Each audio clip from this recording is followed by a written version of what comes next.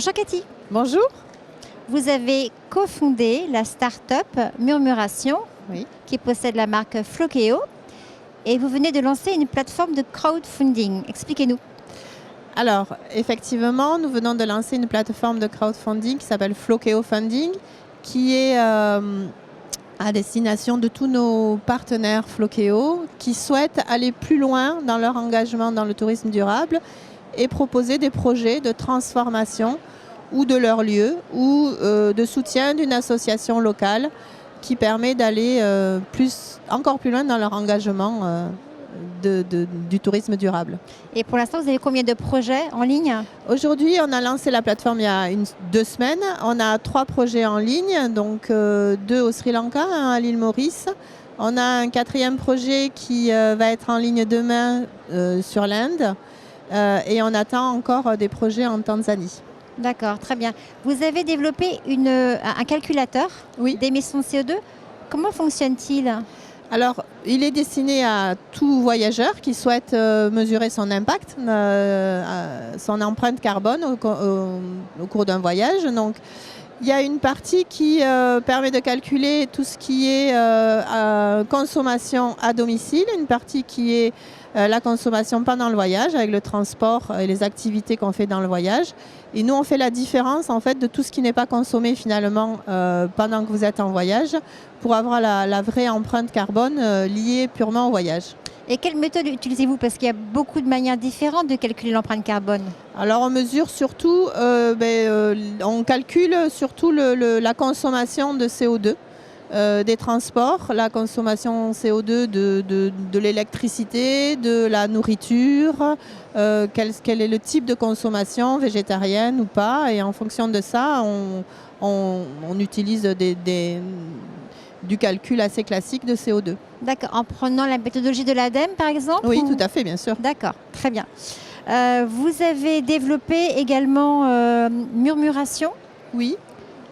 Est-ce que vous pouvez nous expliquer? Murmuration, c'est une entité qui permet, une bureau d'études en fait, qui permet de créer de proposer des mesures environnementales sur la qualité de l'air, la qualité de l'eau, l'urbanisation, la biodiversité, afin de mesurer en fait l'état environnemental d'un territoire, ce qui permet de mieux piloter finalement les flux touristiques pour limiter l'impact de l'activité touristique sur l'environnement dans un territoire. Alors c'est dans l'air du temps. La difficulté, c'est que vous avez lancé l'activité en 2019. Oui. Avez-vous quand même réussi à développer une clientèle? Alors en 2019, on était plutôt sur un marché de niche finalement. On parlait du durable, mais c'était vraiment de marché de niche. La crise a eu ça de bon, ça a réveillé quand même les consciences. Maintenant, c'est plus du tout un marché de niche, ça va devenir un marché, on espère, naturel. On a des clients qui nous ont fait confiance, notamment l'Office du tourisme de Malte, qui nous a demandé une étude sur l'impact du tourisme sur son île. Aussi l'organisme ETC, European Tourism Council, qui nous a demandé une étude sur la qualité de l'air dans l'ensemble des villes européennes, par exemple. D'accord. Et en termes de financement, comment l'entreprise a-t-elle justement pu développer ces différentes technologies? Alors en termes de financement, on est aidé aussi par l'Europe qui nous a fait confiance aussi sur des projets pour développer ces indicateurs-là à base de données satellites. À travers une subvention? Avec des projets, un projet. C'est plus qu'une subvention, c'est un vrai projet. Donc, qui nous soutient en fait sur développer ces indicateurs-là liés au tourisme, faire des études par rapport à ces données-là. D'accord. Alors, Flokeo rejoint ATD et devient membre associé d'ATR. Oui. Pourquoi?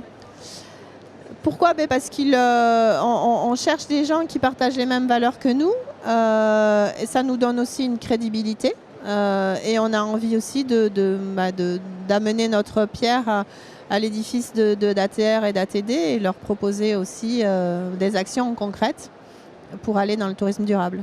Et quelle place occupe l'intelligence artificielle dans vos technologies?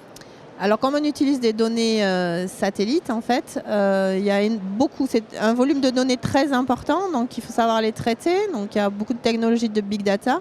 L'intelligence artificielle arrive parce qu'on fait de la modélisation de l'activité humaine pour essayer de faire des projections sur l'impact qu'elle peut avoir sur l'environnement.